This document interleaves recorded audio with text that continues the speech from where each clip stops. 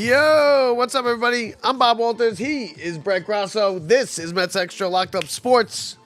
What is up, Brett? Welcome to the show. Mets-Dodgers game 3 of a 4-game series. Griffin Canning against Tony Gonsolin. Right, Tony? Yeah, Tony Gonsolin. And listen, rough loss last night. It's where you know, still doing okay, still not bad. Still got 2 games left of this series, but last night was one they had to win. Yeah, last night's one where, I mean, you don't have Diaz because you had him pitch like 20-something pitches the night before, along with every other pitcher in the bullpen. Brazoban gives up that solo shot to Max Muncy. Yeah, Brazoban 2 starts in a row now. Man, and it's one thing if you forget about it real quick when you come back and win it, but you don't forget about it when Nimmo drops a routine fly ball at the track. Yeah, and all of a sudden. Not good. A game that should have been 2 outs with runners on first and second turns into, a game losing play. It's just too much, man. I mean, I read a whole article today where he's trying to explain. It's not about losing. He's trying to explain away He's trying to explain how it happened, and I read a whole article and like how the reporter even sat there with a straight face. He's like, "Well, I went back and I looked at the wall, and then when I looked back at the ball, it had drifted about 15 feet." So, I mean, it was a little league play, Brett. It was dropped. It fell behind him. He's got to make the play. He misjudged it when he turned to go. Like when you're an outfielder, when you turn, you know where you're going. The ball's going to be in that circle you end up in. And you judge the wind. You've been out there. You've been out there all game. You know what the wind's like. Been doing it his whole life. You know what it's like when the ball comes off the bat and the spin. But that doesn't even matter. That might even all be true. Let me tell you that. You know what? It might all be true. It doesn't matter. That's not what you say. You say, I messed up. Yeah, don't try to explain it away. It's a pop-up. It's a fly ball. Right, it's not even worth it. I got to step up. And let me tell you, you got to go talk to Pete Alonso. He knows all about talking about how he screwed up. He does it every day, and he knows how to apologize. It was on me. Got to do better. And let me tell you, the first Met I've seen in a while, not just on when Lindor strikes out or when Soto was having a bad time. Let me tell you, he says it's on me. Yeah, this one was on the wind. One's on the wind in L.A. The beautiful L.A. wind. Yeah, the bottom line is it's a fly ball to the warning track. You got to catch it. It shouldn't land behind you. And he, that's it. That's the bottom line. And then, you know what? If he catches that ball, they get out of that inning, I think, and we have a good chance. But it's also on the offense's, you got to score. With a runner on second and nobody out, which is what the Mets had and what everybody has in the 10th inning, you got to score. At least one run, right? You got to put some pressure on them. Because once you don't do that, then you're in trouble right off the bat. They got out of it. Not to mention, they got themselves out of a jam too. Like there was a point where they were, they looked like they were going to burn. You don't get out of the Dodgers at it. When that happens, you got to produce after. You gotta pounce. And I'm sorry. That's what I was going to bring up just in a second right here. As I put on my reading glasses because I'm an old man. Here we go. Reed Garrett. I mean, that was a hell of a performance. Reed Garrett, he's not allowed to run over his last 9 games. Okay, 10 straight scoreless innings. He struck out 14 during that thing, and that was a huge strikeout to get out of that inning and keep the score what it was. I mean, it was a back and forth game. These teams have played close games forever, right? Since back to last year, and the Mets have actually played well. 3 out of the 5 in extras. The last 5. 3 out of the last 5 in extras. They've won 7 out of the last 10 in LA. So and to me, I think LA is like a place where we go to lose, right? But without even realizing it, they've won 7 of 10. Let me tell you, normally, like you look at stuff and you go, "Oh, no way the Knicks beating the Celtics," or "No way the Knicks beating the Pacers." Like they're in your head, like no way is like. You feel like when you go to Atlanta as a Met, like in the day, you'd be like, no way are we winning that series. Yeah, no way. I still think that way in Atlanta. But you don't feel that way about LA, as good as they are. And even if they're going to get better, and it's such a good thing to have because there's a very good chance we run into them somewhere along the line. Of course. Of course. But I'm saying over the next few years, and it's so nice to have it where they're not really in the Mets' heads there. Now, and the Mets have played good there historically, right? They played well with Murphy with that team, and they beat them that year. Like I don't know why I have this thing about going out west. The Mets just good. That's where the Mets seasons go to die. I mean, it's also San Diego and the Giants, but it's not like they played well. I mean, 7 out of 10. That's nice to do. Now also Juan Soto with another home run last night. Now he's starting to heat up. All right, looks good too. Over the last 5 and we games, talked this is about what it. he's done. Look what he's done. He's hitting 333, 6 for 18, 2 doubles, 3 home runs, 5 RBIs. He's 15 hits away from 1,000, and the Mets are 4-1. So when he hits, they win. That's how it's going to go. And let me tell you, before when he wasn't hitting, they were winning then. So now it's like you know when you win, right. you win versus the Dodgers when he hits. So when I'll he hits, we were winning versus teams, the Rockies and over, and the schedule may have helped us out to get us through that Soto early season slump, a la Francisco Lindor, as we've made it through a few of those recently. So he caught a break though. Doing. He caught a break with that. He caught a break with the Knicks still playing. He caught a break with the Mets were winning. With the Mets were winning because he would have been getting slaughtered for the way he started the season. Going on a tear. Well, that didn't help him. I don't think that helped him. I think the Knicks and I think the fact that the Mets were winning helped him. Yes, but that's part of the. Yes, you're right. Lindor and Alonso playing well took that heat off because the Mets were winning in that pitching. Because if they were losing and it was, he would have got slaughtered. Yeah, it didn't even matter. It would have been slaughtered. Is right.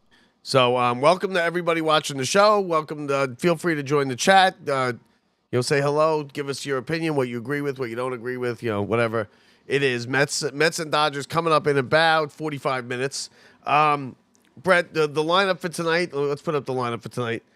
We got Let's see. Hold on. Let me get rid of this. There we go. So we got Lindor leading off, Nimmo back in the 2-hole, Soto hitting third, Alonso in cleanup as their regular spots are. Beatty, second base, hitting fifth. Young again. I don't know why we keep plugging Young into the lineup. Mauricio hitting seventh today, so he's moved up a couple spots. Or was he seventh yesterday? No, seventh. Yeah, seventh. Okay, yesterday. McNeil in center today, and Terren's behind the plate, giving Alvarez a day off. So you got Alvarez off the bench if you need him. And McNeil playing center, that's a bit of a difference, giving Taylor a night off.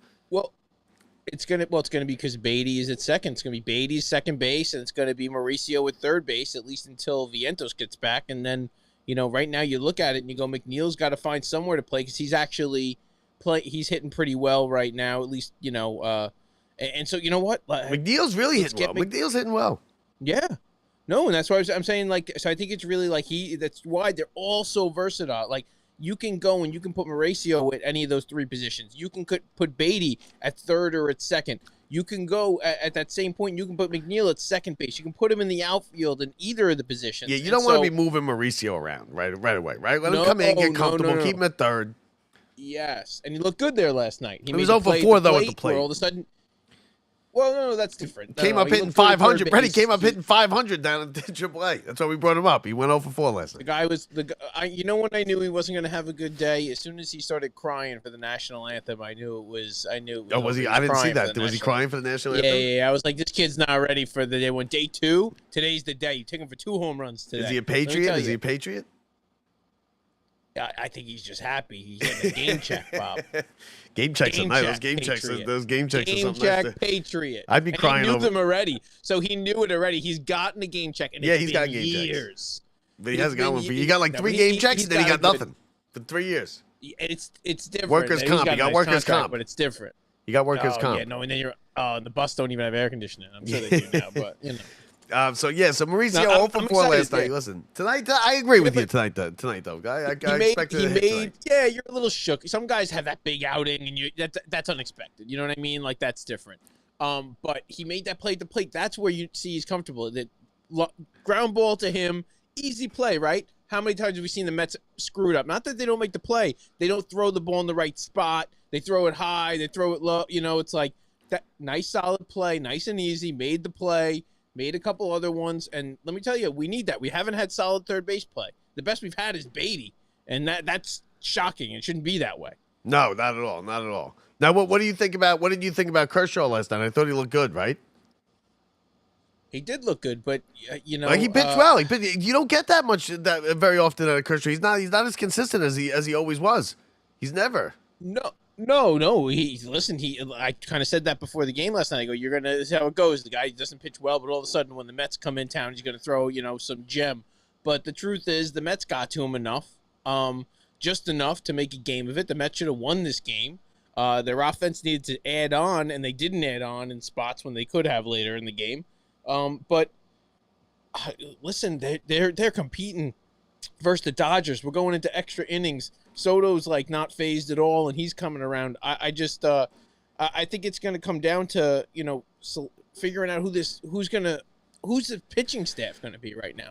Who's stepping up tonight? Is Griffin Canning going to be in our rotation? I think so. I think so. Absolutely. I think absolutely Griffin Canning's going to be in the rotation. He's been playing great. No, he's been playing great. But there's going to be questions that need to be answered soon about who's going to be around and who's where. So the Everyday Mets, welcome to the show. Thank you again for joining as always. He says David Wright at the stadium did the ballpark today, Brett. Should we plug him in at third? Should we plug him in at third or what? Out there? I think he lives out there. Right? He's from the Carolinas, I think, but he lives out in L.A. Yeah, he's an L.A. guy. Absolutely. From the Carolinas, you're exactly right. Right? Grew up down there, but no, I think he's out there now. He went Hollywood on us. Yeah. Well, I mean, it's not a bad spot, right? Now, if you live in San Diego, I think San Diego's better than L.A. as far as weather and everything goes. Yeah, I know. I guess it's a toss-up. You know what? I haven't been out there enough, but I can tell you this, that it's much nicer weather than we got every winter around here. Now, it's rough. Oh, yeah. The winters have not been bad at all around here. It doesn't snow anymore, Brett. It's like it gets to like 40s, a couple 30s, and then that's it. And it's over. It's great. That's like being a Mets fan. That's like being a Mets fan. They make you suffer so bad. When they give you a little bit, it actually feels good. And that's what happened there. And now that we don't even realize. It's not 80s here. But now, one thing I didn't like, again, on the road, the Mets they got to be a little bit better on the road, right? I'm not asking for great, but they're 2 games under 500. They're 14-16 on the road, and they're 24-7 at home. I mean, it's such a big disparity. It's such a big disparity. You got to play better on the road. So, at least 500. They do. And this is a good start. Let me tell you, if they needed that game, that's why that game last night was so important, because all of a sudden this series goes from guaranteed split to possible 3 out of 4 down to LA for all we know how this walks out of, which is, again, like honestly, you take it because you're going into Colorado. But if you want to split at this point, you want minimum a split. Even coming into the series, you want to split. Of course, you had it. You had it in your pocket. You had it in your pocket, and then you had Braziban come out because Diaz can't pitch, another day there, which is understandable. They have a deal with him, an unwritten rule that he won't pitch 3 days in a row. I don't like it. I don't like it either. In the first half of the season, he won't pitch 3 straight days in the first half of the season. Like, come on. Why do we baby these guys like this? Why do they baby Senga with the 6-man rotation? They baby Diaz. And I get it because, again, it's actually cost us a couple games, or at least made those games. Yes, some of those guys have stepped up, but you look at the 2 blown saves by Stanek when Diaz couldn't come in because he was off for those 2 days in 1 week, and then all of a sudden you look at Braziban here. Braziban did another one, but they actually came back and won the game, I believe. And so you go, listen, it may not matter, but using him or waiting too long to use him, and then you're forced to use him in a spot where they may be up by 4 runs. Or then all of a sudden you have to use him the next day because it's a save situation. Then you don't have him for LA. No. You tie Mendoza's hands. You tie his hands. Now, he might need his hands tied, right? He might, because he does tend to go to that bullpen. He goes to the well an awful lot. And late in September, that could come back to cost you. I get what they're doing, but to me, it just seems a little bit much like you kind of, they're pulling the strings from behind the scenes. They're timing, they're not letting the manager do his job. Let him do his job. Right? Because he can't put him into last night. Diaz, I think, won't go in. I think it's a rule that Diaz kind of worked out with them kind of on the side. Like, hey, I'm not pitching 3 days in a row in the first half. Back, though. And I get it. Maybe he wasn't available. 3 days in a row. But 3 days in a row, okay. I mean, I guess. But the thing with Senga is what pisses me off, because I don't like the 6-man rotation. You know what? You can pitch. Everybody else pitches on 5 days. Why can't you? That's just the way. That's the way I look at it. And Everyday Met says Garrett should have pitched the 2nd inning last night. Yeah, you're right. But he also got himself into trouble. Then got out of the trouble. He threw a decent. I don't know how many pitches it was, but he threw I think a decent amount of pitches. I don't know how many pitches either, but that was. And plus, you're pushing your luck there with the 2nd inning. You need him, and you're going to need him at some. You want him this is a 4-game series, so you're going to need him at some point. You're probably going to. He's obviously not going to be pitching today. Probably going to see him tomorrow, but it is. That's a tough one. It's and you're exactly right. We get so amped up about this Dodgers series, and we're on the West Coast. We're looking at the first week in June, Mendoza's thinking long term. We're so used to like we got to win this game, or oh my God, we're so worked up over last night's game. But the truth is, he's got to take care of the bullpen. He's got to take care of the starters. I know you hate the 6-man rotation. I honestly don't hate it.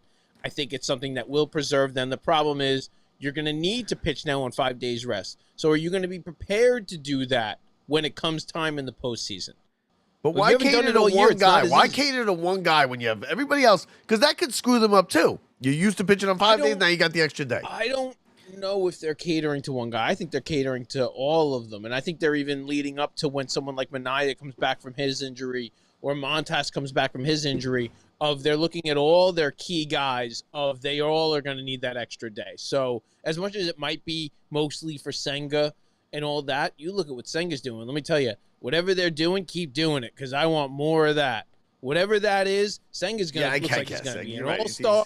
He's going to be on the edge of – he's not going to win it, but he's going to be on the edge of being a Cy Young, definitely a contender. He might be number 3 or 4, but still that's pretty freaking good, especially coming off of the injury he had, the rough start he had in L.A. last year. Coming back, we go, is it going to be Senga? We just kind of counted him as he's going to be a middle-of-the-road guy. Guess what? He stepped up and became the ace when our aces were out. Yeah, but he was scheduled. He was kind of scripted as an ace coming onto this team a couple of years ago. He was scripted as, you're right, and he was scripted as a big question mark after the injury and after everything else because one, that's first go around. People get to know you. One, so people were like, oh, are they going to get? You know, how it goes. That ghost fork works real well at first, but now all of a sudden, and then you get it back. And I will say that he's been, the pleasant surprise, even if it wasn't like totally unexpected. It's nice to see something that's expected actually come to fruition because typically that doesn't even happen in baseball. Yeah, I guess you're right. So we're all expecting a big day from Mauricio today, right? Now, what about Griffin Canning? Listen, I think he's been the surprise of the entire staff, right? He's 5-2, 3.23 ERA. He's been just pitching phenomenal. He's come back down to earth a little bit lately, but I mean, the Mets staff is now, hold on, I have it right here. The Mets staff still, today, even with all the issues in the bullpen and whatnot that they've had lately, they lead the majors with a 2.8 and under 3 ERA, 2.86, and they're 5th with 548 strikeouts. Their starting staff has a 2.92 ERA, and the bullpen has a 2.78. I mean, it doesn't get much better than that, especially when all of our best pitchers are hurt. Yeah. And we've still done that. And that's the least talked about thing. And if you've watched Mets games the way we've watched Mets games, you've needed it. Because all these games have been where the Mets pretty much are winning 1, 2, 3-run ball games. Couple anomalies in between. Not many games where they won by a lot or lost by a lot. So this bullpen and this pitching staff has been so needed. Because without it, we honestly would not be in the position that we're in. Now, the All-Star voting opened up today, Brad. Who do you see on the Mets possibly making the All-Star game? Obviously, Alonso. Right? Lindor's always there. Lindor, Kodai Senga. That's your Mets All-Star ballot handed in for me. What about Diaz? He is. No, you're right. He should be. Diaz right. is he was the reliever of the... Oh, no, wrong. Diaz is the reliever of the month. Yes. No, he was. Yeah, he was the reliever of the month for May. He had 10 straight saves before he blew that one the other night. We talked about this with our friend of the show, Keith Rad. Now, Keith Rad, we talked about, listen, last year, Diaz's first year, he was coming off of, can I even physically push off this knee at 100%? Yankee fan, Keith Rad? The Yankee fan turned smart, clearly a smart man. Turned Mets fan, broadcaster. But he talked about how, and we kind of, how Diaz was in that first recovery year, and that's all about, you can't even focus on how good are, like, my pitches or perfecting a pitch. You're just trying to see, can I pitch? And now I believe it's like his pitches are looking elite. The level of him being able to hit where he wants in that strike zone and command, oh my God. It's really so great to see. I just hope it continues. I about 5 minutes ago, I picked up my phone. I wanted to bet Edmonton, who was down 3-1 in the second period. I put it down because we started talking. I forgot to make the bet, and now they just scored a goal. So now my odds have gone way, way down. So You just saved what? Thanks, How much Dad. money was it? I don't know what it was, but it's plus 154 No, but you were for going them to put to win the in game. what? How much you were going to put in? $25 say $20. $25. You just saved $25. So No, because I'm making the bet now. $25 Making the bet now. Now they're rolling. Now they got the momentum. They're back within a goal. Yeah. Well, Florida looks really good. Florida looks really good.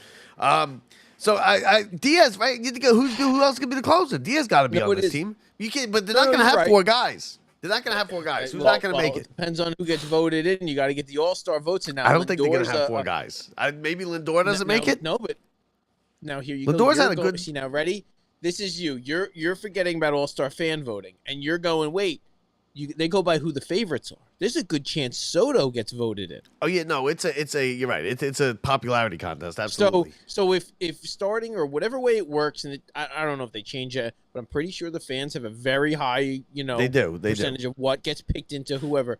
Soto may end up just based on name. People know him the most. Like that, regardless, you're gonna get Senga, big Japanese vote. No, I don't think you might get Senga too. You're right. You know what? It's tough. You're not getting 5. But you're not getting 5 guys. An all-star. Alonso's got to be on the team, right? Alonso's got to be on the team. Alonso's always on the team. He's gonna tell that home run derby. Remember last year? But you can't put Alonso, Senga, Lindor. He kept everybody off the team. Last year, he better step up, Alonso, and put the other guys on the team this year. Soto kept Alonso better step up and Soto didn't make it. Nimmo and Lindor didn't make it last year. They should have. No, and they should have. Lindor. I mean, he was just coming on, so he had that rough start at the beginning, so it didn't kind of. And we got a walk-off alert, Brett, over here from Mets, Everyday Mets. Phillies, he said, about to blow it. Phillies had the lead going. Keep us updated. Keep us updated. Keep us updated. Exactly. I don't have that one over here. I'm looking at them. The grounds crew setting up. Oh no, from a game from 9/19/22. The Mets beat the Brewers. Big. I got the hockey back game in 2022. I got the hockey game on, but so just so you know, Vogel back. I think it's interesting. Listen. Another problem that's good to have, right?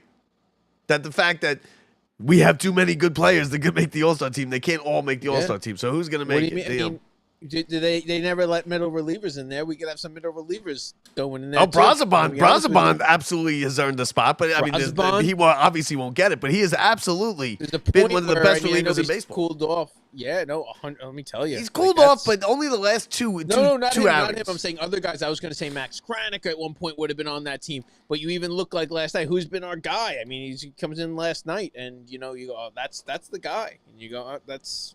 Yeah, but good, man. Anybody, any of them. Yeah, you're right. Listen, the Mets have had they're 15 out these days. They're a season high 15 games over 500 heading into today. You got to figure they're going to win one of these two, right? There'll probably be a split. Tomorrow you got an afternoon game, a 4:10, 1:10 start out there, 4:10 here, and then you got 3 in Chicago and in Colorado. It can't be extras. It can't be. You got to figure 2 out of 3. You got to figure.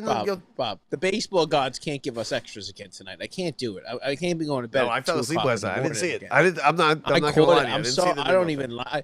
I'll take a win at that time, but I can't be taking losses. Like I'm too old to be taking losses at 2:00 in the morning. My wife was sitting. She was sitting at the computer working, and I said.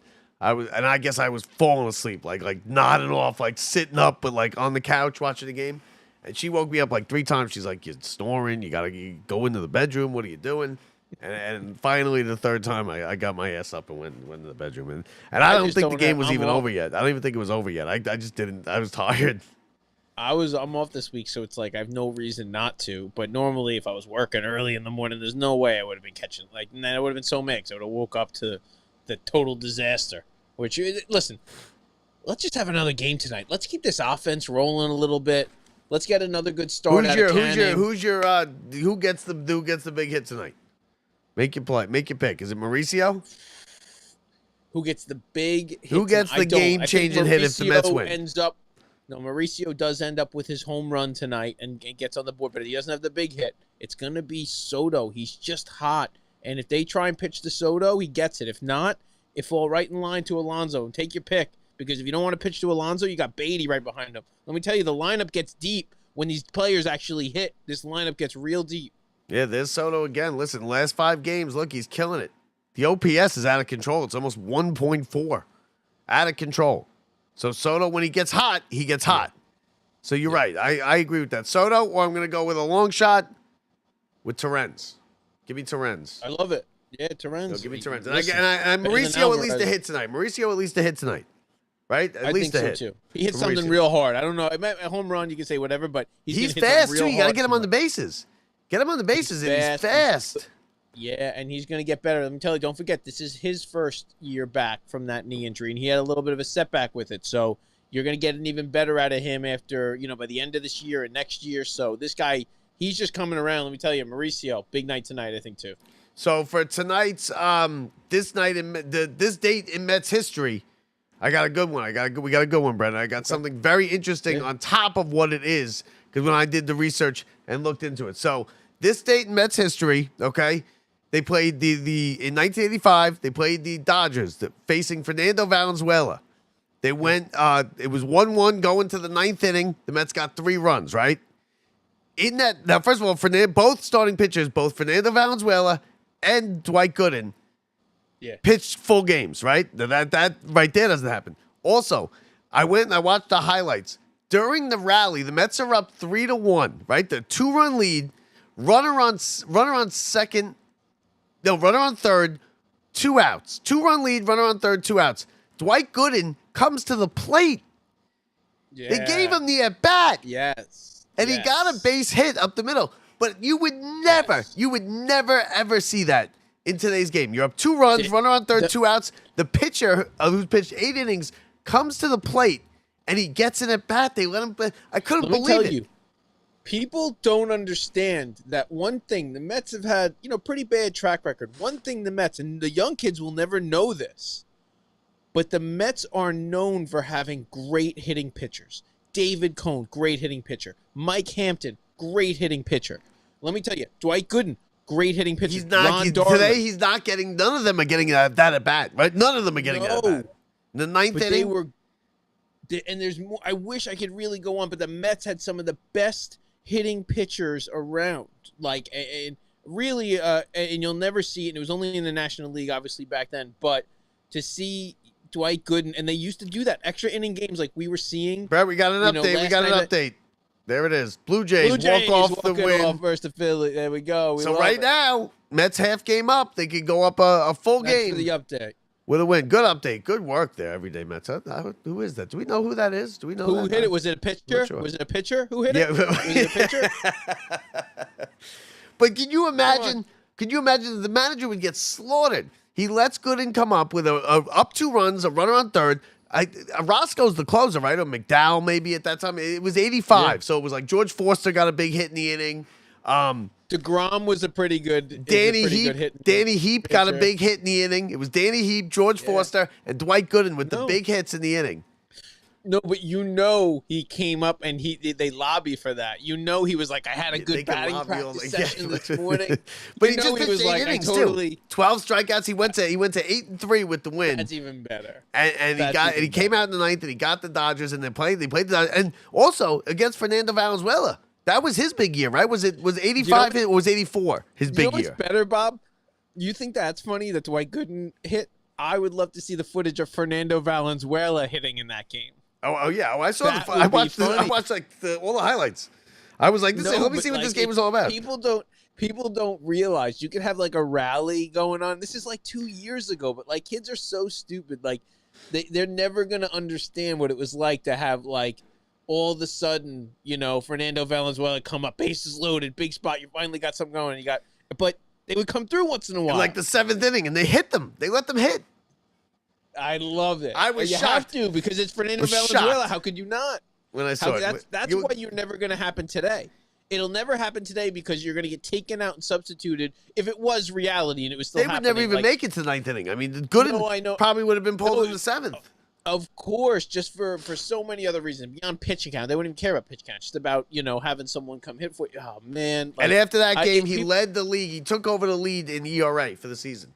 And he never relinquished. There's a year where he hit like a couple home runs, 3 or 4. Yeah, but he's still. No matter, you're still not as good as whoever's on the bench, right? Because you're not a major league hitter. You're not. You're just not. You're not Ohtani or Babe Ruth. Have you seen Daniel Vogelbach?